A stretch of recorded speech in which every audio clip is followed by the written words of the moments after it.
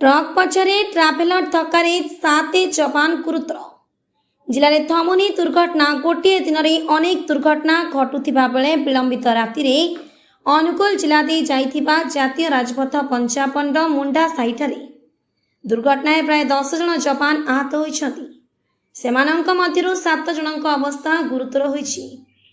घटनारू प्रकाश जे विलंबित राति द्वितीय बटालियन 14 जन जवान को नहीं एक ट्राभेलर गाड़ी झारसुगुड़ारू भुवनेश्वर अभिमुखे जाउथिबा बेले मुंडा साइठारे जातीय राजपथ उपरे छिड़ा होइथिबा एक ट्रक पछरे ट्राभेलर टी धक्का देथिला। फळे सेथिरे थिबा जवान माने आहत होइथिले। आहत मानंको स्थानीय लोक उद्धार करी जिला मुख्य चिकित्सालय रे भर्ती करथिले।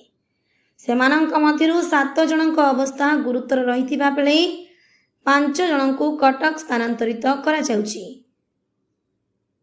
आउ प्राय 3 जन सामान्य आहत होई जिला मुख्य चिकित्सालय रे चिकित्सित हेउछथि। ब्यूरो रिपोर्ट अनुकूल टीवी।